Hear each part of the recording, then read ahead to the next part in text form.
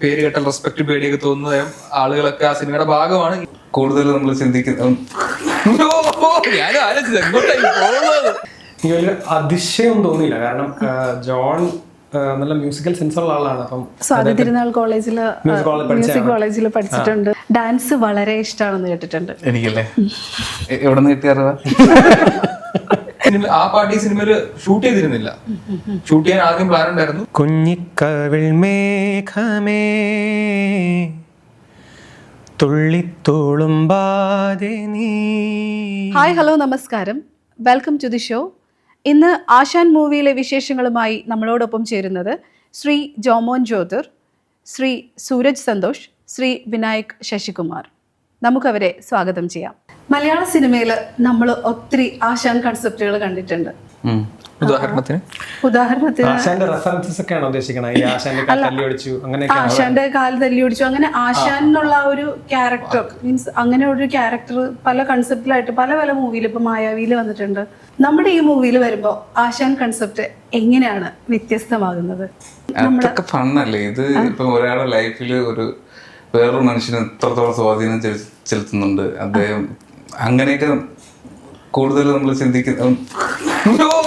ഞാനും ആലോചിച്ചത് എങ്ങോട്ടായി പോകുന്നത്. നമ്മുടെ ആശുപത്രി സീരിയസ് ആയിട്ടുള്ള ആശാനാണ്. സീരിയസ് ക്യാരക്ടറിലൂടെയാണ് സ്റ്റോറി പറഞ്ഞു പോകുന്നത്. അങ്ങനെയാണ്. അതിലുപരി ഒരു സിനിമാ പ്രേമിയാണ് ആശാൻ. ഒരു ഹ്യൂമറൊന്നുമില്ല, സീരിയസ് ആയിട്ട് ജീവിച്ചു പോകുന്ന ഒരാളാണ്. അവിചാരിതമായിട്ട് ഈ സിനിമയിലേക്ക് വന്നു പെടുന്ന ഒരു സിറ്റുവേഷൻ ആണോ? അതൊക്കെ പടം കാണുമ്പോൾ മനസ്സിലാവും. ബേസിക്കലി നമ്മുടെ ആശാൻ ഈ കാണുന്ന ഇന്ദ്രൻ ചേട്ടനാണ് ആശാൻ. ഇദ്ദേഹത്തിന്റെ ക്യാരക്ടർ നെയിം പോലും പടത്തില് നമ്മള് ആശാൻ തന്നെയാണ് പറയുന്നത്. ശരിക്കും അതിന്റെ പേരെന്താണെന്ന് പടത്തിന്റെ ഒരു ക്രൂഷ്യൽ ഏരിയ മാത്രമേ ആക്ച്വലി പറയുന്നുള്ളൂ. ക്യാരക്ടർ നെയിം, ബാക്കി എല്ലാ ക്യാരക്ടേഴ്സും ഈ സിനിമയിൽ ഒരുപാട് ക്യാരക്ടേഴ്സ് ഉണ്ട്.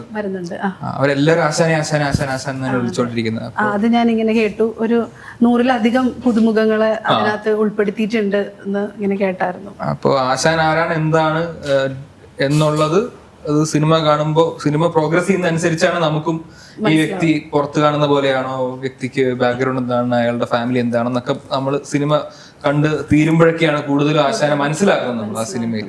ഇത് കണ്ടിറങ്ങുമ്പോൾ മിക്കവാറും എന്തിനാണ് ഈ ആശാൻ എന്നുള്ള വ്യക്തമായ ക്ലാരിറ്റി കിട്ടും. ഓക്കെ, അപ്പൊ നമുക്ക് കാത്തിരിക്കാം. നാളെയാണല്ലോ, നാളെ കാണാം.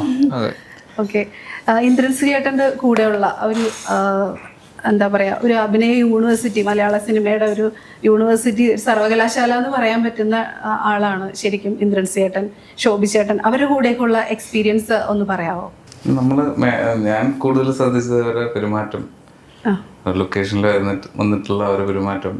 പിന്നെ ഷൂട്ടില്ലാത്ത ദിവസങ്ങളിൽ ലൊക്കേഷനിൽ വരുന്നുണ്ട്, ഡയറക്ടറെ കാണുന്നുണ്ട്. നമുക്കൊന്നും ഇല്ലാത്ത ഒരുപാട് കാര്യങ്ങൾ ആ കഴിവിന്റെ കാര്യത്തിലും അവർ തന്നെ മുന്നിലിരിക്കുന്ന. ഓക്കെ, എന്തെങ്കിലും ഉപദേശങ്ങളോ സജഷൻസോ ഇത് ഇങ്ങനെ ചെയ്താൽ കുറച്ച് ബെറ്റർ ആയിരിക്കും അങ്ങനെയൊക്കെ ഉള്ള എന്തെങ്കിലും കാര്യങ്ങളോ തന്നിട്ടുണ്ടോ? സീൻ എടുക്കുമ്പോഴത്തേക്ക് എനിക്ക് ഷൂട്ട് ചെയ്യുന്ന സംബന്ധിച്ചൊരു ഡയലോഗ് പറയാൻ വെപ്രാളം കൂടുതല. അപ്പൊ ആ സമയത്തേക്ക് എന്താ പറയും, അങ്ങനത്തെ കുറച്ച് കാര്യങ്ങൾ ശരിക്കും നമ്മൾ സിനിമയിലൊക്കെ കണ്ടിട്ടുണ്ടല്ലോ. അതായത് ഒരാള് കഥ എഴുതാനിരിക്കുന്നു, അല്ലെങ്കിൽ ഒരു പാട്ട് എഴുതാൻ വേണ്ടിയിട്ട് വളരെ റിമോട്ടായിട്ടുള്ള ഒരു സ്ഥലത്ത് പോയിരിക്കുന്നു. വളരെ ഏകാന്തതയുള്ള സ്പേസ് അന്വേഷിച്ച് നോക്കി അവിടെ പോയി അവിടെ ഇരുന്നിട്ട് ഒരു ഡസ്റ്റ്ബിൻ അല്ലെങ്കിൽ ഒരു വേസ്റ്റ് ലിറ്റർ ബോക്സ് അവിടെ കാണാം. അതിനകത്ത് നിറയെ ഇങ്ങനെ ചുരുട്ടി നിറഞ്ഞു കിടക്കുന്ന പേപ്പറും എന്നിട്ടും തീരാത്ത കുറെ വർക്കുകളുമായിട്ട് ഇരിക്കുന്ന ഒരു കൺസെപ്റ്റ് നമ്മൾ കണ്ടിട്ടുണ്ട്. അപ്പൊ അത്തരത്തിലുള്ള ഒരു അനുഭവം ഫേസ് ചെയ്തിട്ടുണ്ടോ? അങ്ങനെ ഉറങ്ങാതിരുന്ന രാത്രികൾ ഉണ്ടായിട്ടുണ്ടോ? ഉണ്ട്. എഴുതിയിട്ട് ശരിയാവാതെ വീണ്ടും വീണ്ടും കറക്റ്റ് ചെയ്ത് പാട്ട് ലോക്കായിട്ടുള്ള സാഹചര്യങ്ങൾ സിനിമകൾ ഉണ്ടായിട്ടുണ്ട്. കുറവാണ്, എന്നാലും ഉണ്ടായിട്ടുണ്ട്. പിന്നെ സിനിമയിൽ നിന്ന് കാണുന്നതിൽ വ്യത്യസ്തമായിട്ട് ഇങ്ങനെ ഏകാന്തതയുള്ള സ്ഥലങ്ങളിൽ പോയിരിക്കാനൊക്കെ ഉള്ള സ്വാതന്ത്ര്യ ലക്ഷറിയോ ഒന്നും ഇങ്ങനെ കിട്ടാറില്ല. നമ്മൾ ഏത് സ്ഥലത്താണോ ഇരിക്കുന്നത് അവിടെ ഇരുന്ന് പാട്ട് എഴുതേണ്ടി വരുന്ന റിക്വയർമെന്റ് ആണ് കൂടുതലും. അവിടെ ചിലപ്പോൾ റൂമിൽ ഒരുപാട് ആളുകൾ ഉണ്ടാവും. അറ്റ്ലീസ്റ്റ് ഒരു ഡയറക്ടറോ മ്യൂസിക് ഡയറക്ടറോ അവരുടെ പ്രോഗ്രാമേഴ്സോ അങ്ങനെ 4-5 പേരെങ്കിലും ഉണ്ടാവും.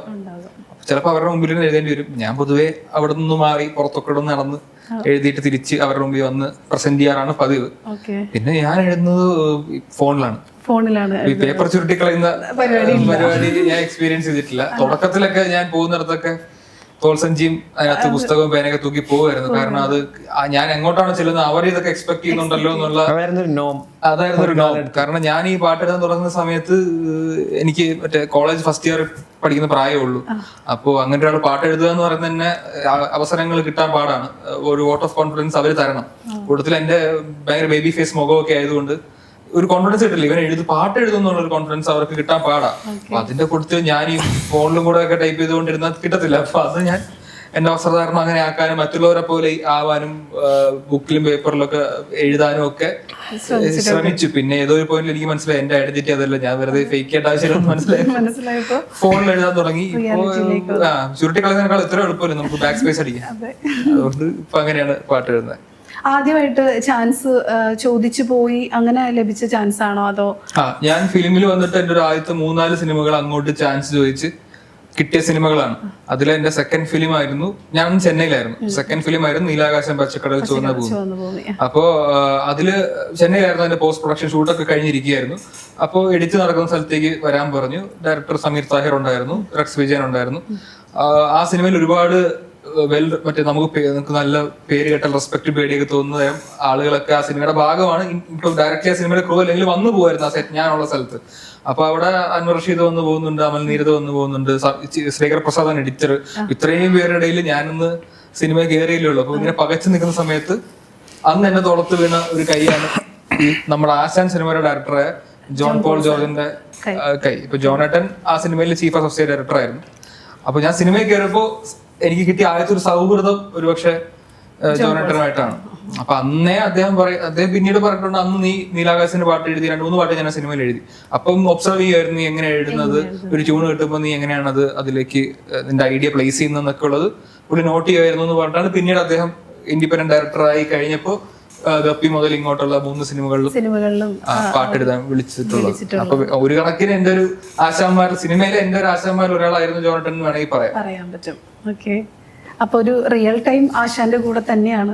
അതെ, ശരിക്കും ജോൺ പോൾ സാറുമായിട്ടുള്ള ഈ ഒരു ആശാൻ മൂവിയിലെ എക്സ്പീരിയൻസിനെ പറ്റി ഒന്ന് ഷെയർ ചെയ്യാമോ? ജോണേട്ടൻ ഇപ്പൊ ഏത് സിനിമ ഉണ്ടെങ്കിലും വെൽ ഇൻ അഡ്വാൻസ് ഇങ്ങനെ എന്നെ വിളിച്ച് പറയും, എടാ ഞങ്ങൾ ഒരു പരിപാടി വരുന്നുണ്ട്, അപ്പൊ നീ ഒന്ന് റെഡി ആയിട്ടിരിക്കണം, ഇന്ന മാസങ്ങളിലൊക്കെ ആയിരിക്കും നമുക്ക് ഇരിക്കേണ്ടത് എന്നൊക്കെ പറയാം. അതിപ്പോ അദ്ദേഹം ഡയറക്ടർ സിനിമകൾക്കും ഗപ്പിക്കും അമ്പിളിക്കും പറഞ്ഞിട്ടുണ്ട്. അതുപോലെ പ്രൊഡ്യൂസ് ചെയ്ത രോമാഞ്ച് എന്നുള്ള സിനിമയിലും ഇങ്ങനെ നേരത്തെ വിളി വരും, ഇവിടെ ഇങ്ങനെ ഒരു പടമുണ്ട്, ജിത്തു ആണ് ഡയറക്ട് ചെയ്യുന്നത്, അപ്പൊ ആ സമയത്ത് നീ ഇന്ന ദിവസങ്ങളൊക്കെ നീ ഫ്രീ ആയിട്ടിരിക്കണം. ഇദ്ദേഹം പ്രൊഡ്യൂസ് ചെയ്ത രോമാഞ്ചത്തിലാണെങ്കിലും ഡയറക്ട് ചെയ്ത മുമ്പുള്ള സിനിമയിലാണെങ്കിലും ഒക്കെ ഒരുപാട് പാട്ടുകൾ ഉണ്ടാവും, മ്യൂസിക്കലായിരിക്കും. അപ്പൊ എനിക്കറിയാം വിളിക്കുമ്പോൾ തന്നെ 4-5 പാട്ട് മിനിമം 3 ഉണ്ടാവും അറിയാം. അപ്പൊ ഇതിനും വിളിച്ചിട്ട് പറഞ്ഞു മ്യൂസിക്കൽ പടമാണ്. ഇത്തവണ എന്റെ അടുത്ത് പറഞ്ഞു, എടാ മ്യൂസിക് ഞാൻ തന്നെയാണ് ചെയ്യുന്നത്, മുമ്പത്തെ പോലെയല്ല, അപ്പം നീ എന്തായാലും എന്റെ കൂടെ തന്നെ വേണം. നീ പാട്ട് കേട്ടിട്ട് കോമ്പോസിഷൻ കേട്ടിട്ട് കൊള്ളില്ലെങ്കിൽ അങ്ങനെ പറയണം, അല്ലെങ്കിൽ കൊള്ളാമെന്നുണ്ടെങ്കിൽ അതിൽ നീ കൂടെ ഇരുന്ന് നമുക്ക് സമയമെടുത്ത് തന്നെ, നിന്റെ ഹറി പറയൊന്നും വേണ്ട, തിരക്കൊണ്ടെന്നല്ല, അതൊക്കെ മാറ്റി വെച്ച് നീ വന്ന് ഈ സിനിമയുടെ സ്ക്രിപ്റ്റ് എന്താണെന്ന് മനസ്സിലാക്കി, ക്യാരക്ടേഴ്സിന്റെ ഡെപ്ത് എന്താണെന്ന് മനസ്സിലാക്കി നമുക്ക് വെറുതെ റിലാക്സ് ചെയ്തിരുന്ന് സമയമെടുത്ത് തന്നെ നമുക്ക് പാട്ട് ചെയ്യാം. അങ്ങനെയാണ് പോയത്. അപ്പൊ ഈ പറഞ്ഞ പോലെ ഒരു ഫുൾ നറേഷൻ പുള്ളി തന്നു സിനിമയുടെ. അത് എല്ലാ സിനിമകൾക്കും അങ്ങനെയാ, എഴുതുന്ന പാട്ടിന് സിറ്റുവേഷൻ മാത്രം പറഞ്ഞു പോകുന്നതല്ല, ടോപ്പ് ടു ബോട്ടം നറേറ്റ് ചെയ്യും. അപ്പൊ ജോണേട്ടൻ വളരെ ഇൻവോൾവ് ആയിട്ടാണ് ഈ സിനിമയുടെ കഥ നറേറ്റ് ചെയ്തത്. എനിക്ക് തോന്നുന്നു ഇതിനകത്ത് ജോമോൻ ചെയ്ത ക്യാരക്ടറിൽ കുറെയൊക്കെ ജോണേട്ടന്റെ ഓട്ടോബയോഗ്രഫിക്കൽ ആയിട്ടുള്ള എലമെന്റ്സും ഉണ്ട്. അപ്പൊ അങ്ങനെ വളരെ ഇൻവോൾവ് ആയിട്ട് പറഞ്ഞു, പാട്ടുകൾ കേൾപ്പിച്ചു. അപ്പൊ എനിക്ക് മനസ്സിലായി, എനിക്കൊരു ഫീല് കിട്ടി നറേഷൻ കേട്ടപ്പോ തന്നെ. ഞാൻ ഫണ്ണുള്ളിടത്ത് ഞാൻ ചിരിച്ചു, ഇമോഷണൽ ആയിട്ട് എനിക്ക് ചെറുതായിട്ട് ഒന്ന് കണ്ണു നനഞ്ഞു. അപ്പൊ അങ്ങനെയാണ് ഇതിലിനി പാട്ടുകളിൽ എനിക്ക് ആ ഫീൽ ജസ്റ്റ് റെസിപ്രോക്കേറ്റ് ചെയ്താൽ മാത്രം മതിയായിരുന്നു. പുതുതായിട്ട് അങ്ങനെ ഒന്നും വലുതായിട്ട് ക്രിയേറ്റ് ചെയ്യേണ്ട ആവശ്യമൊന്നും ഉണ്ടായിരുന്നില്ല. പിന്നെ ഈ സിനിമ മൊത്തത്തിൽ ഒരു സിനിമയ്ക്ക് ഒരു ട്രിബ്യൂട്ടാണ്. ആശാൻ എന്നുള്ള സിനിമ ഫിലിം മേക്കിങ്ങിനും അതിൽ ജെന്യുവനായിട്ട് നിൽക്കുന്ന ആളുകൾക്കൊക്കെ ഒരു ട്രിബ്യൂട്ടാണ്. അപ്പൊ അതൊക്കെ വെച്ചുകൊണ്ട് ഒരു ട്യൂൺ തന്നിട്ട് അതിന് ലിറിക്സ് എഴുതി പോകുന്ന. അതെ, ട്യൂണാണ് ഇതിലെല്ലാ പാട്ടുകൾക്ക് ട്യൂണാണ് ആദ്യം ഉണ്ടായത്, എന്നിട്ടാണ് ലിറിക് എഴുതിയത്. ജോൺ പോൾ സാറിന്റെ ആദ്യമായിട്ട് ഡയറക്റ്റ് ചെയ്തിട്ടുള്ള, അതായത് ഡയറക്ടർ ജോൺ പോൾ സാറ് ആദ്യമായിട്ട് ഡയറക്റ്റ് മീൻസ് ട്യൂൺ ചെയ്തിട്ടുള്ള പാട്ടാണ് സൂരജ് പാടിയത്. അപ്പോൾ അതിനെ പറ്റിയുള്ള ഒരു ആദ്യത്തെ ഒരു പാട്ട് തരാനുള്ള ഒരു വിശ്വാസം, അല്ലെങ്കിൽ അങ്ങനെ ഒരു പ്രത്യേക ഒരു മൊമെന്റ് അതിനകത്ത് ഉണ്ടായിട്ടുണ്ടോ? ജോണിന്റെ ആദ്യത്തെ പടം ഗപ്പി, രണ്ടാമത്തെ പടം അമ്പിളി. ഈ 2 പടത്തിലും ഞാൻ പാടിയിട്ടുണ്ട്. 2 പടത്തിലും മ്യൂസിക് ഡയറക്ടർ വിഷ്ണു വിജയ് ആയിരുന്നു. 3ാമത്തെ പടമാണ് ഇപ്പോൾ ആശാൻ. ആശാൻ. അപ്പൊ ആശാനിലേക്ക് വരുമ്പം എന്നെ വിളിച്ചപ്പോഴത്തേക്കും ഈ പാട്ട് ചെയ്യുന്നത് ജോൺ തന്നെയാണെന്ന്, ഞാൻ തന്നെയാണ് കമ്പോസ് എന്ന് പറഞ്ഞപ്പോഴത്തേക്കും എനിക്ക് വലിയ അതിശയം തോന്നിയില്ല. കാരണം ജോൺ നല്ല മ്യൂസിക്കൽ സെൻസ് ഉള്ള ആളാണ്. അപ്പം സ്വാതി തിരുനാൾ കോളേജില് മ്യൂസിക് കോളേജിൽ പഠിച്ചിട്ടുണ്ട്. ഞാൻ മ്യൂസിക് ചെയ്യാൻ മ്യൂസിക് കോളേജ് പഠിക്കണം എന്നൊരു മാനദണ്ഡം വേണം എന്നൊരു കഥയില പറഞ്ഞു. പക്ഷെ ജോൺ അങ്ങനെ പഠിച്ചിട്ടുണ്ട്. ജോൺ അങ്ങനെ 3 year കോഴ്സ് ചെയ്ത ആളാണ്. മാത്രമല്ല അദ്ദേഹത്തിന് എല്ലാ സിനിമയിലും, അദ്ദേഹം പ്രൊഡ്യൂസ് ചെയ്ത സിനിമയിലാണെങ്കിൽ തന്നെയും നല്ല പാട്ടുകളുണ്ട്. എല്ലാ സിനിമയിലും നല്ല ഒത്തിരി അധികം പാട്ടുകളുണ്ട്. എല്ലാം നല്ല ഹിറ്റ് ആയിട്ടുള്ള നല്ല പാട്ടുകളുമാണ്. അപ്പൊ ഇപ്പം ഒരു film maker with good musical sense ഉണ്ടെന്നാണ് എനിക്ക് എപ്പോഴും തോന്നിയിട്ടുള്ളത്. അപ്പൊ ജോൺ പാട്ട് ചെയ്യുന്നു, പാട്ട് അയച്ചിരുന്നു. പാട്ട് അയച്ചിരുന്നതിന് മുന്നേ ഇത് ഈ പടത്തിന്റെ കഥയൊക്കെ പറഞ്ഞു. എന്നിട്ടാണ് പാട്ട് കേൾപ്പിക്കുന്നത്. ഇതാണ് നീ പാടേണ്ട പാട്ടെന്ന് പറഞ്ഞു. അപ്പം പാട്ട് കേട്ടപ്പോഴത്തേക്കും അന്ന് റഫ് ലിറിക്സ് ആയിരുന്നു തോന്നുന്നു. അപ്പം പ്രോപ്പർ ഒന്നും അല്ലായിരുന്നു. അപ്പം ഇപ്പോൾ ഹമ്മബിൾ മെലഡിയാണ്, ഭയങ്കര റിലേറ്റ് ചെയ്യാൻ പറ്റുന്ന മെലഡിയാണെന്ന് കേട്ടപ്പോൾ തന്നെ തോന്നി. ഫുള്ളി പ്രൊഡ്യൂസ്ഡ് ആയിരുന്നു പാട്ട് കേട്ടപ്പോഴത്തേക്കും. പിന്നെ റെക്കോർഡിങ്ങിന് നമ്മൾ ഫുൾ ലിറിക്ക് വെച്ച് ഇത് പാടി തുടങ്ങിയപ്പോഴത്തേക്കാണ് ഞാൻ പതുക്കെ ഈ പാട്ടിലോട്ട് ഇന്നായത്. അന്ന് എല്ലാവരും ഉണ്ടായിരുന്നു. വിനായക് ഉണ്ടായിരുന്നു, ജോൺ പോൾ ഉണ്ടായിരുന്നു, പ്രോഗ്രാം ഈ പാട്ട് പ്രൊഡ്യൂസ് ചെയ്ത അജീഷ് ആൻഡോ എല്ലാവരും ഉണ്ടായിരുന്നു. അപ്പൊ ഇങ്ങനെ പാടി വന്നപ്പോഴത്തേക്കും അതിനകത്ത് അതിലേക്ക് ഇന്നായതാണ്. അങ്ങനെയാണ് ശരിക്കും പറഞ്ഞാൽ ഞാൻ അത് ആദ്യം കേട്ടപ്പോഴത്തേക്കും ഞാൻ കംപ്ലീറ്റ് ആയിട്ടും എന്നൊരു ഫീൽ ഉണ്ടായിരുന്നു എന്ന് വെച്ചാൽ ഇല്ല. പക്ഷെ പാടി വന്നപ്പോഴത്തേക്കും ആക്ച്വലി ഇത് കൊള്ളാം, ഇത് രസമുണ്ട് ഇങ്ങനെ ചെയ്യുന്നത്. അത് പിന്നെ അങ്ങ് ആ ഒരു ഫ്ലോയിൽ വന്നപ്പോഴത്തേക്കും, പിന്നെ പാടി കേട്ടപ്പോഴത്തേക്കും മൊത്തം പാടി കഴിഞ്ഞാൽ എല്ലാവരും കേട്ടപ്പോഴത്തേക്കും വളരെ നല്ല അഭിപ്രായമാണ്. എത്രയോ ഇപ്പൊ ഈ മൂവി ശരിക്കും ഇറങ്ങുന്ന ഇപ്പോഴാണ് ഇറങ്ങുന്നത്. പക്ഷെ എത്രയോ നാൾ മുമ്പേ തന്നെ ഈ പാട്ട് വെച്ചിട്ട് ഈ മൂവി ആശാൻ എന്നുള്ളൊരു മൂവിയിലെ സോങ് ആണെന്നുള്ളത് വേറെ ബോട്ട്സ് ഒന്നും ആർക്കും അറിയില്ല. ഈവൻ ഇപ്പൊ എനിക്കാണെങ്കിലും ഞാൻ ഇൻസ്റ്റാഗ്രാമില് ഈ പാട്ട് എനിക്ക് കിട്ടിയപ്പോഴത്തേക്കും ഭയങ്കര ഒരു ഫീലായിരുന്നു ആ പാട്ട് കിട്ടിയപ്പോൾ. പല പ്രാവശ്യം ഞാൻ അതിനകത്ത് തന്നെ ഇങ്ങനെ എടുത്ത് കേട്ട് പിന്നെയാണ് ഞാൻ പോയി സിനിമ സെർച്ച് ചെയ്തിട്ട് വെയർ അബൌട്ട്സ് ഞാൻ എടുക്കുക ഉണ്ടായത്. അപ്പൊ അത്രയ്ക്കും നല്ല ഒരു പാട്ട് എന്ന് പറഞ്ഞാൽ ആ പാട്ട് അതിപ്പോ അതിനകത്ത് മ്യൂസിക് ഡയറക്ഷനും ഉണ്ട്, സൂരജിന്റെ ശബ്ദവും അതിനകത്ത്, വരികളും ഒബ്വിയസ്ലി വരികളും അതിനകത്ത് വരുന്നുണ്ട്. ഇത് ഒരു ലൈഫ് എന്ന് പറയുന്നത് ആ ഒരു ഇതിലാണല്ലോ പോകുന്നത്. അപ്പോ ആ പാട്ടിന്റെ ഒരു 4 വരി ഒന്ന് പാടാമോ? കുഞ്ഞിക്കവിൾ മേഘമേ തുള്ളിത്തോളുമ്പാതെ നീ പഞ്ഞിച്ചോരുൾ മാനസം നുള്ളിക്കെടുത്താതെ നീ വെറുമോരു തൂവൽ കൊണ്ടു മുറിയും ചെറുമൂന നോക്കുകൊണ്ടു വിളറും ഒരു നേർത്ത പൈതലിൻ്റെ മുഖമേ വിങ്ങിപ്പിടയാതെ നീ.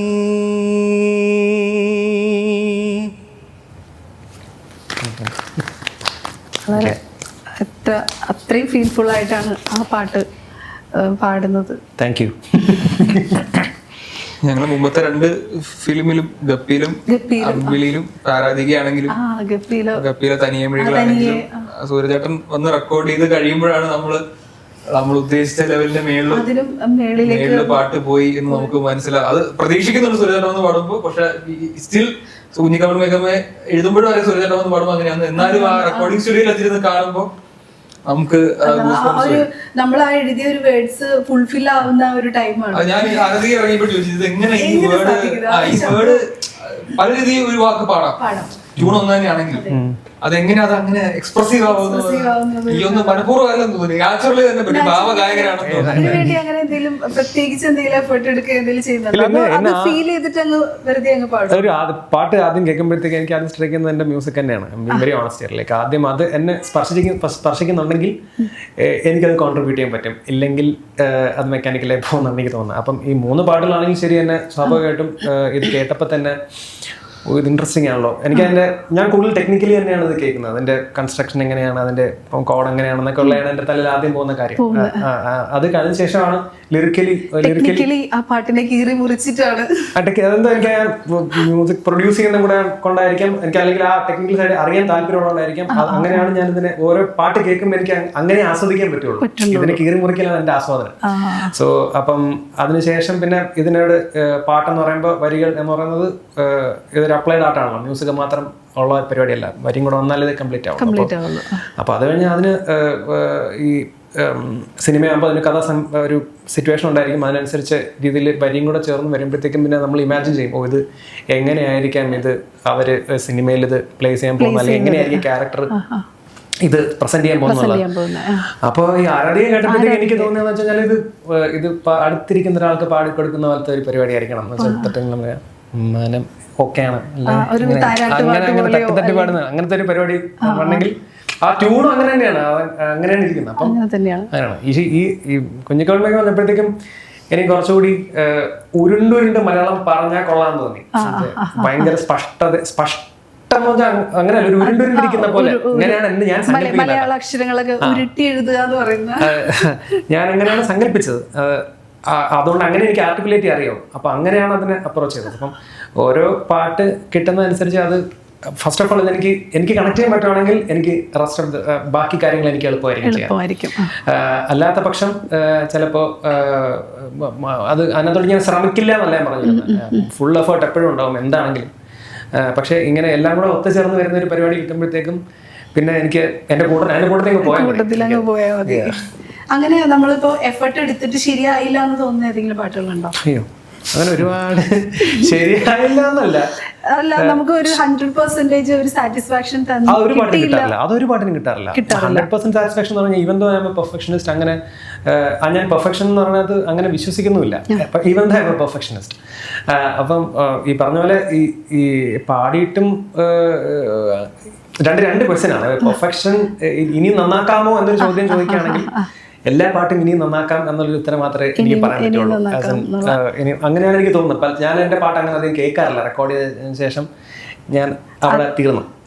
പിന്നെ എപ്പോഴും ഞാൻ റേഡിയോയിലോ അല്ലെങ്കിൽ വീട്ടിലോ ഒന്നും അങ്ങനെ എൻ്റെ പാട്ടിട്ട് കേൾക്കുന്ന ശീലം എനിക്കില്ല, ഞാൻ കേൾക്കാറില്ല. പിന്നെ ഈ റേഡിയോയിലൊക്കെ നമ്മൾ വണ്ടിയിലൊക്കെ പോകുമ്പോഴത്തേക്കും ഉള്ള പിന്നെ ട്രാവൽ ചെയ്യുമ്പോഴൊക്കെ ഉള്ള കേൾക്കുന്നൊക്കെ ഉള്ളൂ. മേ ബി ഇറങ്ങി ചിലപ്പോൾ ചില പാട്ടുകളൊക്കെ ഇറങ്ങുമ്പോഴത്തേക്കും ഇറങ്ങിയല്ലോ എന്ന് അറിയാൻ വേണ്ടിയിട്ടൊക്കെ ഒരു തവണ കേട്ടല്ലേ. അതുപോലെ വീണ്ടും എൻ്റെ പാട്ടിട്ട് കേട്ട് ട്രിപ്പ് ചെയ്യുന്ന ഒരു പരിപാടി എനിക്കില്ല. പിന്നെ ആദ്യത്തെ ചോദ്യം ചോദിച്ച് ഈ പെർഫെക്ഷൻ അതായത് നമ്മളിപ്പോ 100% സാറ്റിസ്ഫാക്ഷൻ കിട്ടാത്ത സോങ്സ് ഇപ്പൊ പറഞ്ഞല്ലോ, ആ ഒരു സോങ്ങിനകത്തേക്ക് പോകും, മീൻസ് അതിനെ ഒന്ന് കീറി മുറിച്ചിട്ടാണ് ആ പാട്ട് പാടുന്നതെന്ന് പറഞ്ഞു. അപ്പം അങ്ങനെ പാടി അങ്ങനെ സെറ്റ് ചെയ്തിട്ട് കിട്ടാത്ത ഏതെങ്കിലും പാട്ടുകൾ ഉണ്ടോന്ന് ഞാൻ ചോദിച്ചത്. അങ്ങനെയല്ല, എല്ലാം തന്നെ നമ്മളെ ഇൻഫ്ലുവൻസ് ചെയ്യുന്ന അല്ലെങ്കിൽ നമ്മൾ പെട്ടെന്ന് കണക്ട് ആവുന്ന ടൈപ്പ് പാട്ടൊന്നും എല്ലാം ആയിരിക്കണമെന്നില്ല. കാരണം ഇത് സബ്ജക്റ്റീവ് ആയിട്ടുള്ള ഒരു മേഖലയാണ്. ചില പാട്ടുകൾ നമുക്ക് ഇഷ്ടപ്പെടും, ചില പാട്ട് ഇഷ്ടപ്പെടില്ല. സൗമ്യക്ക് ഇഷ്ടമുള്ള പാട്ട് ചിലപ്പോൾ എൻ്റെ ഇഷ്ടപ്പാട്ടായിരിക്കില്ല, എൻ്റെ ഇഷ്ടപ്പാട്ട് സൗമ്യക്ക് ഇഷ്ടമുള്ള പാട്ടില്ല. അപ്പം ഇത് അങ്ങനെ തന്നെയാണ്. അപ്പം അങ്ങനെയുള്ള പാട്ടുകളുണ്ട്. പക്ഷേ നമ്മൾ ഒരു ഗായകൻ എന്ന രീതിയിൽ നമ്മളതിനെ പോകുമ്പോഴത്തേക്കും നമ്മളവിടെ ജോലി ചെയ്യാനാണ് പോകണം. അവിടെ നമ്മൾ 100% കൊടുത്തേ പറ്റും. നമ്മളവിടെ ജോലി ചെയ്തിരിക്കും, നമ്മൾ കണക്കാനും കറക്റ്റ് ചെയ്യാനെങ്കിലും. പക്ഷെ ചില പാട്ടുകൾ ഇതെല്ലാം ചേർന്ന് വരും എന്നാണ് ഞാൻ ഉദ്ദേശിച്ചത്. ഓക്കെ. ഇപ്പോൾ ഇല്ലുമിനാറ്റി ഒക്കെ പറയുമ്പോൾ അത് ഇത്രയും സക്സസ്ഫുൾ ആവുമെന്ന് വിചാരിച്ചിരുന്നോ? ഇല്ലുമിനാറ്റിയുടെ കേസിൽ വിചാരിച്ചിരുന്നു. ഇഫ് റൈറ്റ്ലി പ്രൊമോട്ടഡ്, കുറച്ച് ഘടകങ്ങളുണ്ടല്ലോ. നമ്മളൊരു പാട്ട് ഉണ്ടാക്കുന്ന ഒരു സ്റ്റേജിൽ തീരുന്നില്ലല്ലോ. അപ്പൊ ഒബ്വിയസ്ലി അത് ആവേശം പോലൊരു എല്ലാവരും അറ്റൻഷൻ കൊടുക്കുന്ന ഒരു സിനിമയിലെ പാട്ടായതുകൊണ്ട് ഫഹദും ജിത്തു മാധവൻ രോമാദിത്യന്റെ ശേഷം ചെയ്യുന്ന അൻവർ റഷീദിന്റെ പ്രൊഡക്ഷൻ, സുഷിന്റെ മ്യൂസിക്, ഒരു പ്രോപ്പർ ഏപ്രിൽ വിഷു റിലീസ്, ഇതൊക്കെ കൂടെ ഉള്ളത് കൊണ്ട് ഉറപ്പായിട്ടും ആ പാട്ട് ആ സിനിമയ്ക്ക് അറ്റൻഷൻ കിട്ടുമെന്നും ആ അറ്റൻഷൻ ആ സിനിമയിൽ എല്ലാ പാട്ടുകളും കിട്ടുന്നുണ്ടായിരുന്നു. പക്ഷെ ആ പാട്ട് ഈ സിനിമയിൽ ഷൂട്ട് ചെയ്തിരുന്നില്ല. ഷൂട്ട് ചെയ്യാൻ ആദ്യം പ്ലാൻ ഉണ്ടായിരുന്നു ഇല്ലുമിനാറ്റി, പക്ഷെ ഷൂട്ടിംഗ് കഴിഞ്ഞപ്പോ എന്തോ അവർ ഷൂട്ട് ചെയ്തില്ല. അപ്പൊ അതുകൊണ്ട് മാത്രം എനിക്കൊരു ഡൗട്ട് ഉണ്ടായിരുന്നു. ബാക്കി 7-8 പാട്ടുള്ള ആൽബം ആയതുകൊണ്ട് ഈ പാട്ട് മാത്രം സൈഡ് ലൈൻ ചെയ്യപ്പെടുവോ, അല്ലെങ്കിൽ ഇൻ കേസ് റൈറ്റ് ടൈമിൽ പ്രൊമോട്ട് ചെയ്യാതിരിക്കുമോ എന്നുള്ള പേടി മാത്രമേ. അത് ഞാൻ ചിത്തുവിനോട് ഇടയ്ക്കിടയ്ക്ക് പറഞ്ഞുകൊണ്ടിരിക്കും, ഇതാണ് ഇതിൽ ഏറ്റവും റീച്ച് കിട്ടാൻ പോകുന്ന പാട്ട്. ഇല്ലുമിനാറ്റി ആയിരുന്നു എന്റെ ആൽബത്തിൽ അത് തന്നെയാണ് ഏറ്റവും കയറി പോകാൻ പോകുന്ന പാട്ട്. അപ്പൊ അത് കറക്റ്റ് ആയിട്ട് ഇറക്കിയാൽ ഓടും എന്നുള്ളതായിരുന്നു. അതുവരെ ഇറക്കി വിചാരിച്ച പോലെ തന്നെ പോയി. ഇത്രയും ഈ ഇന്ത്യയിൽ ഇപ്പൊ എവിടെ പോയാലും നമുക്ക് ഇപ്പൊ ഞാൻ പുറത്തു പോവാണെങ്കിൽ കേരളത്തിലെ പാട്ടുകളെല്ലാം എല്ലാവർക്കും അറിയണമെന്നില്ല. പക്ഷെ ഈ പാട്ട് എനിക്ക് പറഞ്ഞ എനിക്കൊരു ലേബലാണ്. അത് ശരി. ബോംബെ പോയാലും ഹൈദരാബാദിൽ പോയാലൊക്കെ പോയ ഇലുമിനാറ്റിയുടെ ലിറിസിസ്റ്റ് എന്ന് പറഞ്ഞാൽ അറിയാം. വേറെ പാട്ട് പറയേണ്ട ആവശ്യമില്ല. പൂനെയിലേക്കുള്ള എന്റെ ഫ്രണ്ട്സ് ഒക്കെ ആക്ച്വലി ഇലുമിനാറ്റി പൂനെയിലൊക്കെ ഉള്ള ആൾക്കാരൊക്കെ പ്രോപ്പർ പൂനെ ബോൺ ബ്രോട്ടപ്പ് ആൾക്കാർ, മലയാളികളും അല്ല, അവർക്ക് വരെ മറ്റേ അവരുടെ ഇത് മുന്നേ നമ്മൾക്ക് കാണാം. ഞാൻ എവിടെയോ വായിച്ചിട്ടുണ്ട്, നമ്മുടെ ജാസി ഗിഫ്റ്റിന്റെ ലജ്ജാവതി സോങ് ഇറങ്ങിയ ആ സമയത്ത് ആ പാട്ട് ഇതുപോലെ ഒരു ഭാഷയും കടന്നുപോയ പാട്ടാണ്. എല്ലാവരും ഇപ്പൊ തമിഴൻസ് ആണെങ്കിലും തെലുങ്ക് എല്ലാ ലാംഗ്വേജിലും അത് അത്രയും ഇത് ചെയ്ത പാട്ടാണെന്ന്. അപ്പൊ അതിനുശേഷം എനിക്ക് തോന്നുന്നു ഈ പാട്ടാണ് അത്രയും നല്ലോണം ബോർഡേഴ്സ് ക്രോസ് ചെയ്തിട്ടുണ്ട്. ഇപ്പോഴും അതിന്റെ വ്യൂസ് കയറുന്നു. പക്ഷെ കയറുന്നതൊന്നും ഒരു പക്ഷെ ഇന്ത്യയിലും ശ്രീലങ്കയിൽ നിന്നും അങ്ങനെ പുറത്തുള്ള രാജ്യങ്ങളിൽ നിന്നൊക്കെയാണ് ഇപ്പൊ അതിന്റെ വ്യൂസ് കയറിക്കൊണ്ടിരിക്കുന്നത്. അപ്പൊ ആ രീതിക്ക് അത് ട്രാവൽ ചെയ്തിട്ടുണ്ട്, ആൾക്കാർ കണക്ട് ആയിട്ടുണ്ട്. അത്രയൊന്നും പ്രതീക്ഷിച്ചിട്ടുണ്ടായിരുന്നില്ല. ഷൂട്ടിംഗ് സമയത്ത് കട്ട് പറഞ്ഞിട്ട് എല്ലാവരും ചിരി നിർത്താതെ കണ്ടിന്യൂ ചെയ്തിട്ടുള്ള ഒരു ഷോട്ട് എന്തെങ്കിലും ഓർമ്മയുണ്ടോ? ലൊക്കേഷനിൽ അങ്ങനെ ഫണ്ണായിട്ട് ഒരുപാട് പരിപാടികൾ ഉണ്ടെങ്കിൽ നമ്മൾ എന്തെങ്കിലും ചേട്ടനൊക്കെ ആയിട്ടിരിക്കുമ്പോൾ പുള്ളിയെ ചുമ്മാ കളിയാക്കാൻ വേണ്ടിയിട്ട് ഫണ്ണിന് വേണ്ടിയിട്ട് ഇങ്ങനെ കുറച്ച് കാര്യങ്ങളൊക്കെ പറയാറുണ്ട്. പുള്ളി കാരവാനിൽ അങ്ങനെ ഇരിക്കാറില്ല, കറങ്ങി നടക്കില്ല, ഡ്രസ് ഇടും, പിന്നെ ഫുഡ് കഴിക്കും. ബാക്കി സമയങ്ങളിലെല്ലാം പുറത്ത് നമ്മുടെ തയ്യൽ മെഷീനിന്റെ അടുത്ത് പോയി കസേരയിട്ടിരിക്കും. അപ്പൊ ഇത് നമ്മളെല്ലായിടത്തും ഇങ്ങനെ പറയാൻ തുടങ്ങി. പ്രൊഡക്ഷനിലൊക്കെ ഇങ്ങനെ സംസാരിക്കാൻ തുടങ്ങി. അപ്പൊ ഇന്നത്തെ ജസ്റ്റ് ഒന്ന് പാനിക് ആയി. അടുത്ത ലൊക്കേഷനിൽ പോകുമ്പോൾ കേരളം കാണൂല, ഒരു കോസ്റ്റ്യൂം വെട്ടിയെടുത്ത് തരും, അതിന്റെ മുകളിൽ ഇരിക്കാൻ പറയും. അങ്ങനെ പുള്ളി പാനിക്കായി. അങ്ങനത്തെ കുറച്ച് ഫണ്ട്. ഞാൻ ഈ ഇടയ്ക്ക് അടൂർ സാറിന്റെ ലൊക്കേഷനിൽ പോയി, മമ്മൂക്ക അഭിനയിക്കുന്ന. അതിനകത്ത് ഇന്ദ്രൻ ചേട്ടൻ, ഈ പറഞ്ഞ ഇന്ദ്രൻ ചേട്ടൻ അടൂർ സാറും ആരും കാരവാനിൽ കയറുന്നില്ല. ഇന്ദ്രൻ ചേട്ടൻ അവിടെ പോയിട്ട് അത് കഴിഞ്ഞിട്ട് വെയിലത്തൊരു കസേരയിട്ടിരിപ്പുണ്ട്. അങ്ങനെയാണ് ഞാൻ പോയി മീറ്റത്. ആശാനിലെ ലിറിസിസ്റ്റ് ആണെന്നൊക്കെ പോയി ഞാൻ പരിചയപ്പെട്ട സമയത്ത് പുള്ളി കാരവാനിലായിരുന്നില്ല. ശരിക്കും എനിക്കെപ്പോഴും ഫീൽ ചെയ്യും ഇന്ദ്രൻ ചേട്ടൻ വളരെ ഡൗൺ ടു എർത്ത് ആയിട്ടുള്ള ഒരു പേഴ്സൺ ആണെന്ന്. കറക്റ്റ്, ശരിയാണോ? കറക്റ്റ് ആണ്. അല്ല, അങ്ങനെ അഭിനയിക്കുന്നതല്ല, പുള്ളി അങ്ങനെയാണ്. ഈ ജോമോ എങ്ങനെയാണെന്ന് ഇത്രയും ഡൗൺ ടു എർത്ത് ആണെന്ന് വിചാരിച്ചിരുന്നു ഞാൻ. ശരിക്കും ഞെട്ടിപ്പോയി. ഞാൻ സിനിമയെ കണ്ട ജോമോനെ നേരിട്ടാണ് എക്സ്ട്രോവേർട്ടഡ് ആയിട്ടുള്ള ഗൗതമന്റെ രഥം എന്നുള്ള ഒരു മൂവി, ആ മൂവി ഒഴിച്ചിട്ട് എനിക്ക് തോന്നുന്നു ഞാൻ എല്ലാ മൂവീസും കണ്ടിട്ടുണ്ട്. അപ്പൊ ഞാൻ ആലോചിക്കും എപ്പോഴെങ്കിലും ഒന്ന് കാണാൻ പറ്റണം എന്ന് വിചാരിച്ചിരുന്നിട്ടുണ്ടായിരുന്നു. പക്ഷെ അതിപ്പം പറയുന്ന മറ്റേ തീപ്പൊരി ജോമോനെയൊക്കെയാണ് നമ്മൾ പ്രതീക്ഷിക്കുന്നത്. അങ്ങനെ ഒരു ക്യാരക്ടറാണ് ഞാൻ പ്രതീക്ഷിച്ചത്. പക്ഷെ ഹീറോ ആയതിന്റെ ആയിരിക്കുമല്ലോ ഇങ്ങനെ. ഞാൻ ഇതിനു മുമ്പ് ഇങ്ങനെയാണല്ലോ, ഞാൻ ഒരു ഇന്റർവ്യൂവിൽ പോയി സംസാരിച്ചിട്ടില്ല. പൊതുവെ ഇങ്ങനെയാണ്.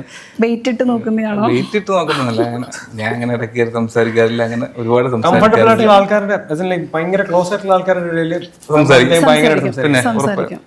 വേറെ മുഖം പുറത്തു വരും, മറ്റൊരു മുഖം, വേറൊരു മുഖം കൂടി ഉണ്ട്. നമ്മുടെ ഇടയിൽ കംഫർട്ടബിൾ അല്ലെന്നാണ് ആ പറഞ്ഞത്. അല്ലേ? അതല്ലേ ആ പറഞ്ഞ അങ്ങനെ അർത്ഥമുണ്ടല്ലേ?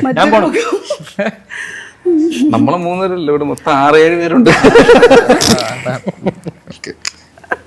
അവരെ ഒന്നും കൂട്ടണ്ട. ഇപ്പൊ നമ്മളെ മാത്രം എടുത്താലും അന്ന് മുഖം ഒന്ന് മാറ്റി കാണാതിരിക്കാൻ പറ്റില്ല. ഫ്രണ്ടിൽ സൂരജിനോടാണ് ലൈഫിലെ ഏറ്റവും പ്രൗഡായിട്ട് തോന്നിയ ഒരു മൊമെന്റ് ഷെയർ ചെയ്യാവോ? റീസെന്റ് ആയിട്ട് ഉണ്ടായ ഒരു സാധനം പറയാം, ഒരു സംഭവം പറയാം.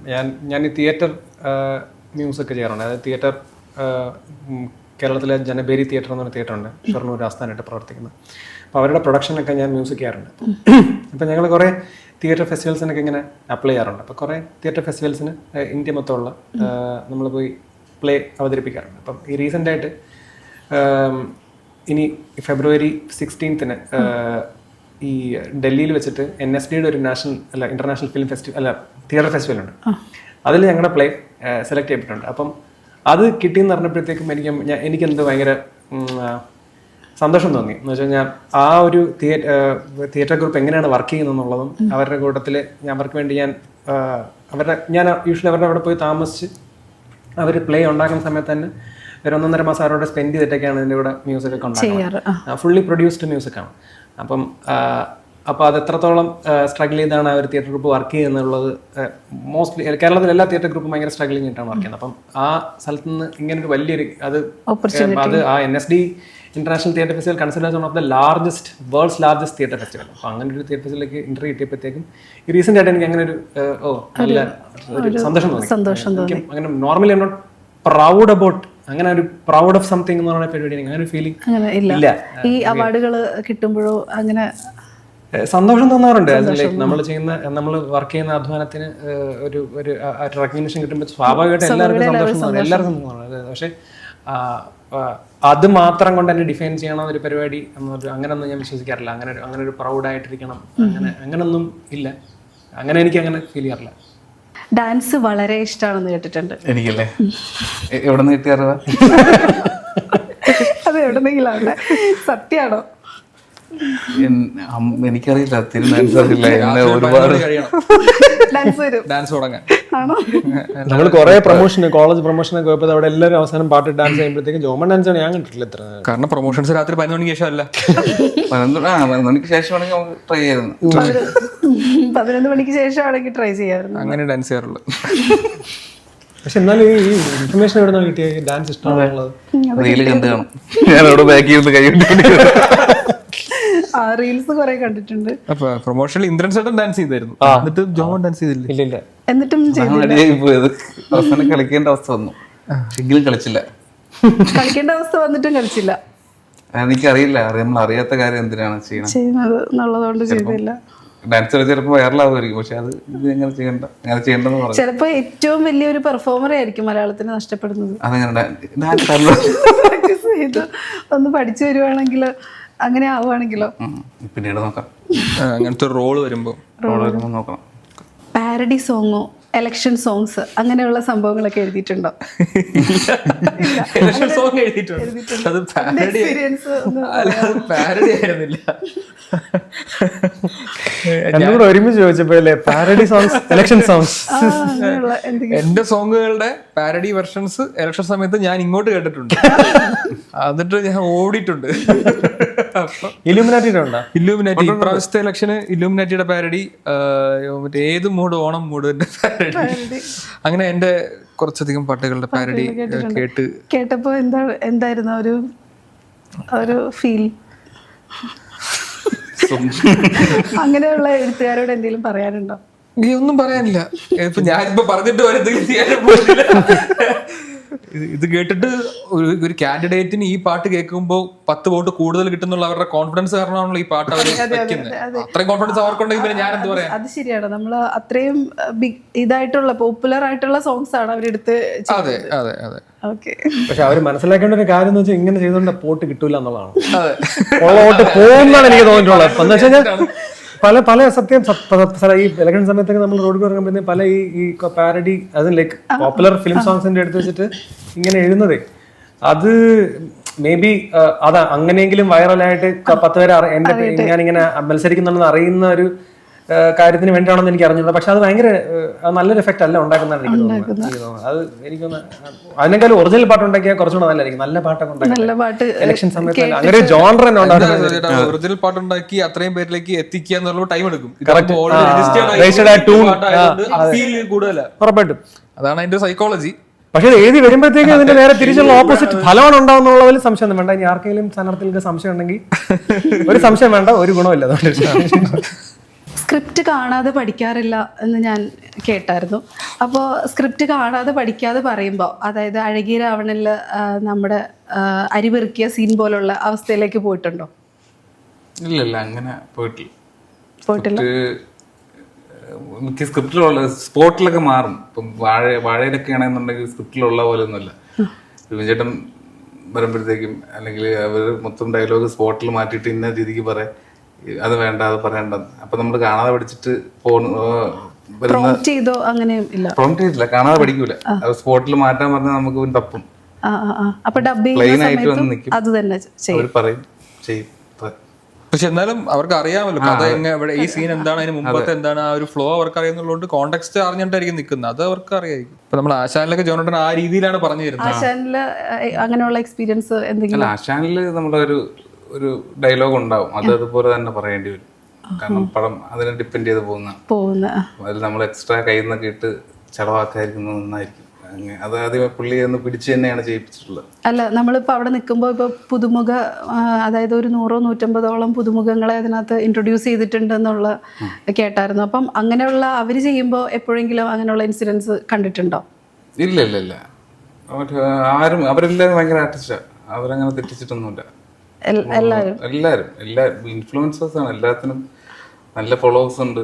അവര് ലൈവായിട്ട് നിൽക്കുന്ന ആൾക്കാരാണ്. അങ്ങനെ ഇൻഫ്ലുവൻസേഴ്സിന് ഒത്തിരി ചാൻസ് കൊടുത്തിട്ടുണ്ട് ഇതിനകത്തല്ലേ? കുറച്ച് പേരുണ്ട്. ഉണ്ട്. അവര് ആദ്യ പടം എന്നുള്ള രീതിയിൽ അവർക്ക് അത്യാവശ്യം നല്ല സാധനങ്ങൾ കൊടുത്തിട്ടുണ്ട്. മദൻ ഗൗരി എന്ന് പറഞ്ഞ തമിഴിലെ ഒരു വലിയ ഇൻഫ്ലുവൻസറുടെ ആദ്യത്തെ സിനിമ മലയാളത്തിലാണ്, ആശാനാണ്. അദ്ദേഹത്തിന് തമിഴിൽ ഇപ്പോൾ ജനനായകനിലൊക്കെ അദ്ദേഹം അഭിനയിക്കുന്നുണ്ട്. പക്ഷെ ഫസ്റ്റ് റിലീസായിട്ട് വരുന്നത് ആശാനാണ്. പുള്ളിക്ക് ഇൻസ്റ്റാഗ്രാമിലൊക്കെ 2 million+ ഫോളോവേഴ്സ് ഉള്ള ആളാണ്. അപ്പൊ അങ്ങനെയുള്ള മദൻ ഗൗരി തമിഴിൽ നിന്ന് വന്നു. മലയാളത്തിലുള്ള ഇൻഫ്ലുവൻസേഴ്സ് ഒക്കെ ഉണ്ട്. അവർ ഫസ്റ്റ് ഫിലിം ആണെങ്കിൽ അവരങ്ങനെ ക്യാമറ ഷൈ ഒന്നും അല്ലല്ലോ, അവർ എക്സ്ട്രീംലി കോൺഫിഡന്റ് ആയിട്ടുള്ള ആൾക്കാരാണ്. അങ്ങനെയാണ് പോയേക്കുന്നത്. ഇങ്ങനെ റീൽസ് ഒക്കെ ചെയ്തു പോകുന്നതിനിടയ്ക്ക് അവസരങ്ങൾ ചോദിച്ചു പോയിട്ടാണോ, അല്ലെങ്കിൽ ആരെങ്കിലും കണ്ടിട്ട് ഇങ്ങോട്ട് വിളിച്ചിട്ട് അഭിനയിക്കാനുള്ള അവസരം തരുമായിരുന്നോ ചെയ്തേ? കണ്ടിട്ട് അവസരങ്ങൾ തന്നു. ഞാൻ ചാൻസ് ചോദിച്ചും പോയിട്ടുണ്ട്. അല്ലാതെ എനിക്ക് കൂടുതലും വീഡിയോസ് കണ്ടിട്ട് അവസരങ്ങൾ തന്നിട്ടുള്ളതാണ് കൂടുതലുള്ളത്. പേഴ്സണൽ സ്പേസിൽ കേൾക്കാൻ ഇഷ്ടമുള്ള ഏതെങ്കിലും ഒരു പാട്ട് നമുക്ക് വേണ്ടി ഒന്ന് പാടാമോ? അങ്ങനെ കേൾക്കുന്ന പാട്ടിൽ അങ്ങനെ പാട്ടായിട്ടല്ല, ഇലക്ട്രോണിക് മ്യൂസിക് ഒക്കെ ആയിരിക്കും അധികം കേൾക്കുന്ന പാട്ട്. അങ്ങനെ പാട്ടിന്റെ ഫോർമാറ്റിലൊന്നും അല്ല. ബീറ്റ് ബോക്സ് ചെയ്യാം. എന്നെ കൊണ്ടൊരു പാട്ട് പാടിക്കാനല്ലേ ഇപ്പൊ നോക്കുന്നു. അതെ അതെ, പാട്ട് പാടിയാ പോരെ? എനിക്കൊരു 2-3 പാട്ടുകൾ വേണം. ആരാധികേ മഞ്ഞുതിരും വഴിയരികെ നാളേറെയായി കാത്തുനിന്നു മിഴി നിറയെ നീ എങ്ങു പോകിലും അകലേക്കുമായിലും എന്നാശകൾ തൻ മൺതോണിയുമായി തുഴഞ്ഞകലെ പോയിടാ.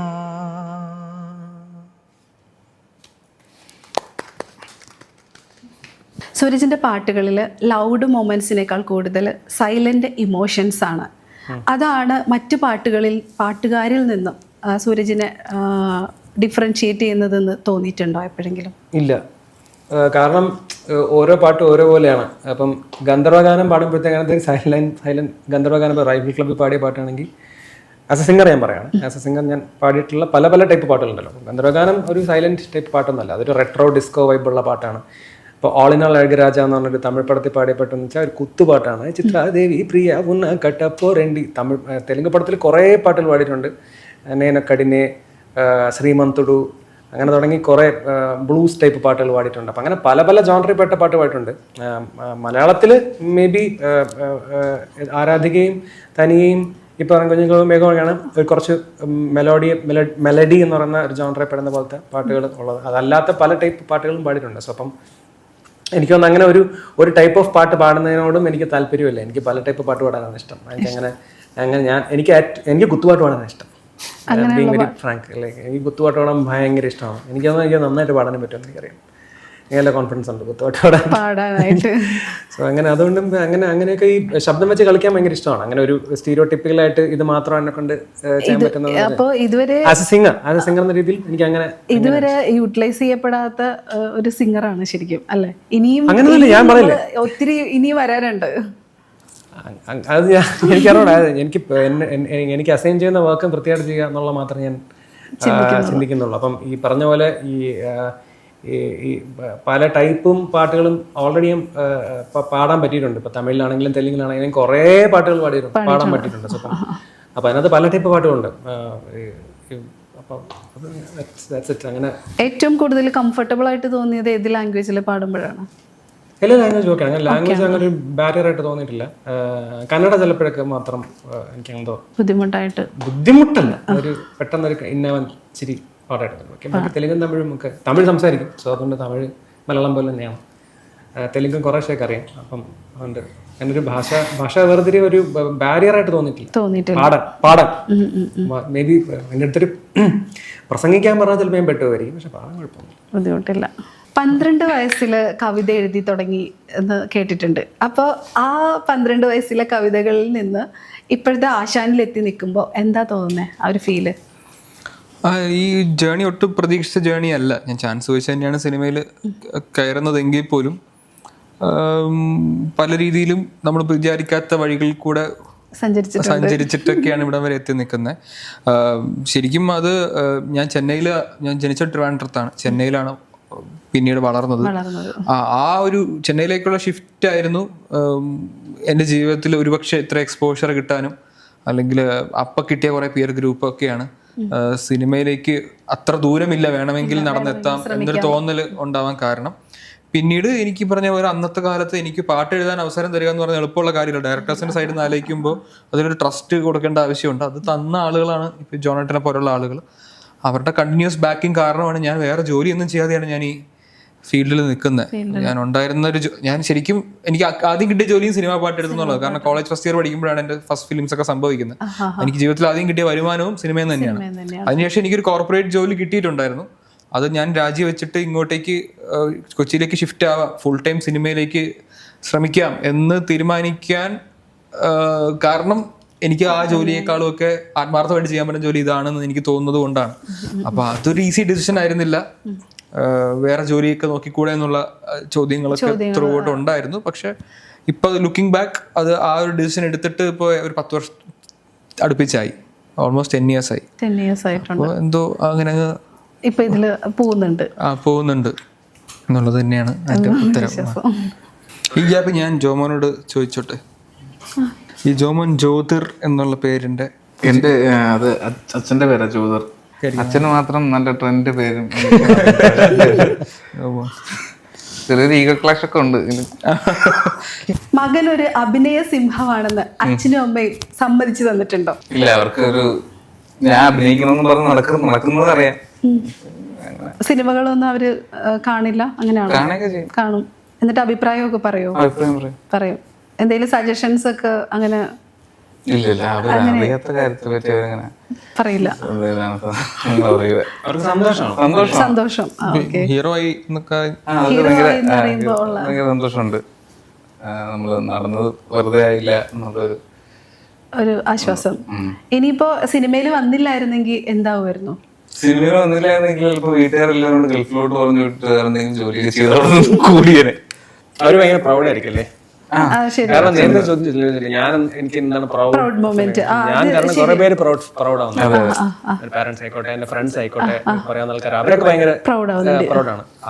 അതിൽ എനിക്ക് സന്തോഷം തോന്നാറുണ്ട്. അങ്ങനെയുള്ള മൊമെന്റ്സ് എനിക്കും അച്ഛനമ്മയും നമ്മളും ഉണ്ടായ ഒരു മകൻ സിനിമയുടെ പുറകെ പോയി നശിച്ചില്ല എന്നുള്ളൊരു അറിയില്ല. ഇപ്പം നമ്മള് എത്തി, ആഗ്രഹത്തിനൊപ്പം നടന്നു എത്തി, അത്രേ ഉള്ളൂ.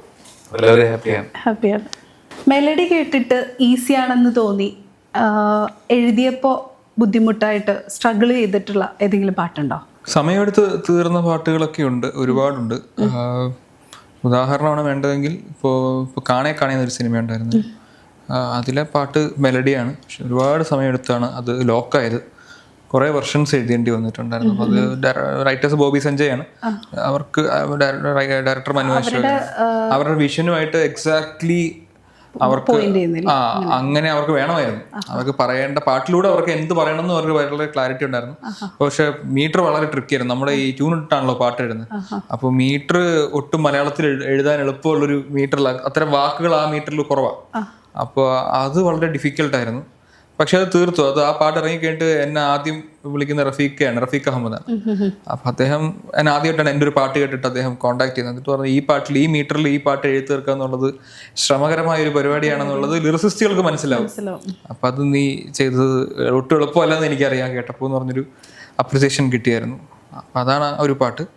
വേറെ അങ്ങനെ ഒരുപാട് സമയം നമുക്ക് നമ്മുടെ ലക്കാണ്. നമ്മൾ ഞാനൊരു അരമണിക്കൂർ ഒരു പാട്ട് എഴുതി തീർക്കുന്നു പറഞ്ഞു പോയാൽ നടക്കണമെന്നൊരു നിർബന്ധമില്ല. നേരെ തിരിച്ച് സമയമുള്ള പാട്ടുകൾ ചിലപ്പോൾ പെട്ടെന്ന് തീരാറുമുണ്ട്. അത് ഒന്ന് ലക്ക്, രണ്ട് നമ്മുടെ കൂടെയുള്ള നമ്മുടെ മ്യൂസിക് ഡയറക്ടറാണോ അവരുടെ ഒരു വൈബ് മാച്ച് ചെയ്യുന്ന പോലെ ഇരിക്കും. നമുക്ക് കത്തുന്ന അതേ ബൾബ് അവർക്ക് കത്തുന്നുണ്ടോ എന്നുള്ളതിലാണ് അതിൻ്റെ ഒരു ഔട്ട്പുട്ട് നന്നാവുന്നത്. അവർ കാണിക്കുന്ന പച്ചക്കൊടിയിലാണല്ലോ ലാസ്റ്റ്. നിങ്ങൾ എല്ലാ പ്രേക്ഷകർ കേൾക്കണം എന്നുണ്ടെങ്കിൽ ആദ്യം അത് ഡയറക്ടർ കേട്ടിട്ട് മ്യൂസിക് ഡയറക്ടർ കേട്ടിട്ട് ഇത് കൊള്ളാം, കടത്തിവിടാം എന്ന് തോന്നണല്ലോ. അപ്പൊ അതിന്റെ ചലഞ്ചസ് ആണ് മിക്ക സിനിമകളിലും ഉള്ളത്. നമ്മൾ കാരണം ഓരോ ദിവസവും ഒരു ലിറിസിസ്റ്റ് വർക്ക് ചെയ്യുന്നത് പലരുമായിട്ടാണ്. ഇപ്പൊ ജോണേട്ടന്റെ ടേസ്റ്റ് എന്താണെന്നുള്ളത് ഇപ്പൊ അദ്ദേഹമായിട്ട് 2-3 സിനിമകൾ വർക്ക് ചെയ്തുകൊണ്ട് എനിക്ക് അറിയാം. അപ്പൊ ആ ചാനലിൽ എഴുതുമ്പോൾ അത് അത്രയും നമുക്ക് ക്ലാരിറ്റി ഉണ്ട്. തൊട്ടടുത്ത ദിവസം ഞാൻ പോയി എഴുതുന്ന വേറെ ഏതെങ്കിലും സിനിമയിലായിരിക്കും, അവരുടെ ജോൺറെ വേറെ ആയിരിക്കും, അവരുടെ ടേസ്റ്റുകൾ വേറെ ആയിരിക്കും, അവരുടെ ആവശ്യങ്ങൾ വേറെ ആയിരിക്കും. അപ്പൊ അത് ഓരോ ദിവസവും നമ്മൾ അങ്ങനെയുള്ളവർക്ക് കേറ്റർ ചെയ്ത് കൊടുക്കുക എന്നുള്ളതാണ് ഈ ജോബിലെ നമ്മുടെ ഒരു ചലഞ്ച്. ഓക്കെ. ഒരു ഇന്റർവ്യൂവിൽ ഞാൻ ജസ്റ്റ് കണ്ടു 2050 ആകുമ്പോഴത്തേക്കും പാട്ട് എഴുതാനായിട്ട് മലയാള സിനിമയിൽ എങ്ങനെ പാട്ട് എഴുതും എന്നുള്ള ഒരു രീതിക്ക് ഒരു ഇത്, അതിനെപ്പറ്റി എന്താണ് ഒരു? ഇല്ല, അത് ഞാൻ പറയുന്നത് അതിന്റെ കോണ്ടെക്സ്റ്റ് എന്ന് പറഞ്ഞാൽ നമ്മുടെ ഭാഷയിൽ വാക്കുകൾ ഉപയോഗിക്കുന്ന വഴക്കത്തെക്കുറിച്ചുള്ള ഒരു ക്വസ്റ്റ്യൻ്റെ ആൻസർ ആയിട്ടാണ് ഞാനത് പറഞ്ഞത്. അതായത് മലയാളത്തിൽ ഏറെക്കുറെ സാൻസ്ക്രിറ്റ് ബേസ്ഡ് ആയിട്ടുള്ള കുറെ വാക്കുകളുണ്ട്. അപ്പോൾ അത് ആ വാക്കുകളുടെ ഫ്ലെക്സിബിലിറ്റി എന്ന് പറയുന്നൊരു സംഭവമുണ്ട്. എല്ലാ ട്യൂണിനും എല്ലാ വാക്കുകളും കയറി പോവില്ല. നമ്മൾ സ്ഥിരമായിട്ട് നമ്മൾ ക്ലാസിക് സോങ്സ് മുതൽ ഇന്ന് വരെ പാട്ടുകൾ സ്ഥിരമായിട്ട് കേൾക്കുന്ന കുറേ വാക്കുകളുണ്ട്. മേഘം, തീരം, മഴ, കാറ്റ്, നിലാവ്, കിനാവ്, പക്ഷിയോ, ഇത് സ്റ്റോക്ക് വാക്കുകളാണ്. ഒരു 30 വാക്കുകളുണ്ട്. ഇത് നമുക്ക് വീണ്ടും വീണ്ടും യൂസ് ചെയ്യാം. പക്ഷെ നമ്മളത് ആഫ്റ്റർ എ പോയിന്റ് നമ്മൾ ഇത് വെച്ച് ഉപമിച്ച് എഴുതുന്നത് വളരെ ഡിസോണസ്റ്റ് ആയിട്ട് മാറിക്കൊണ്ടിരിക്കും.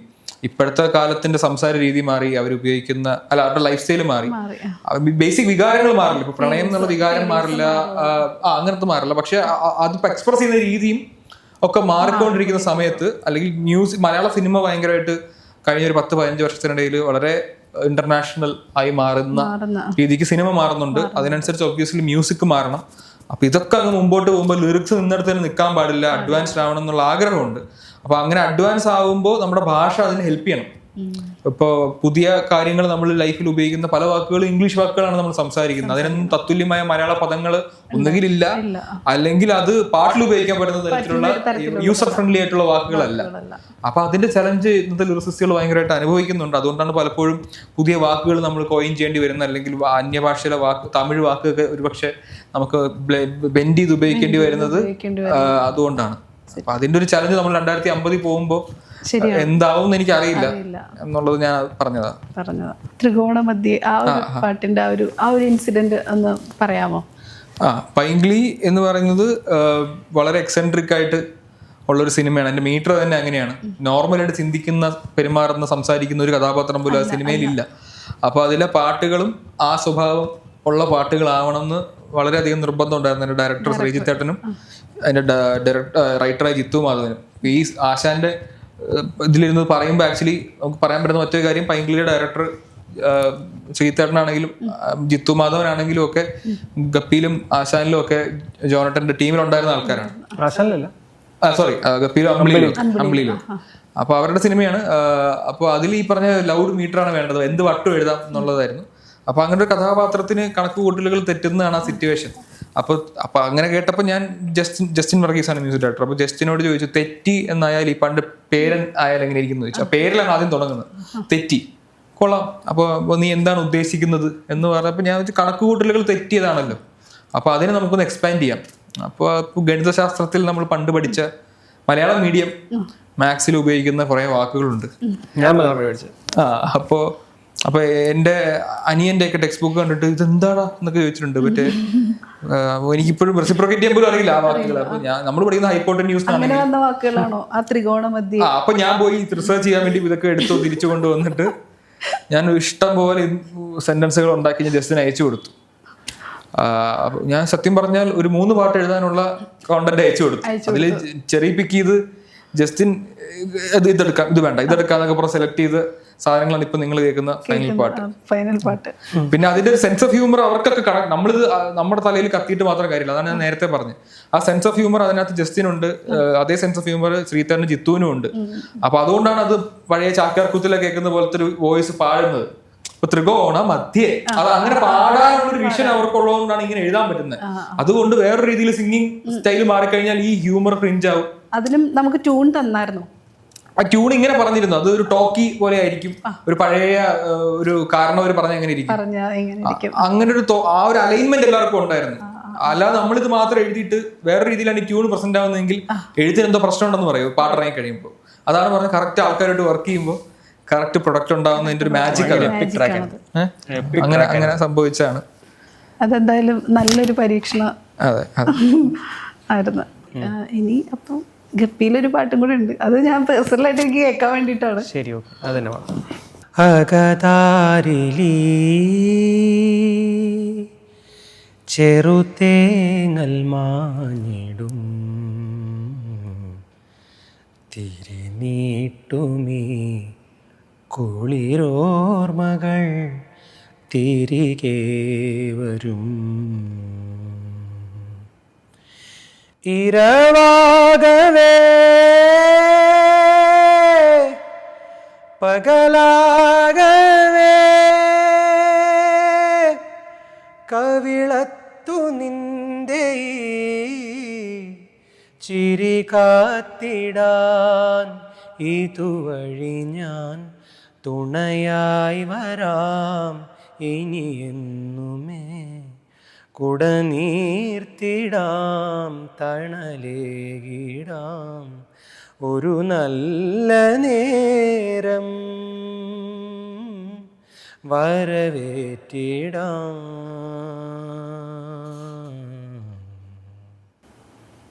അസാധ്യമായിട്ട് പാടി.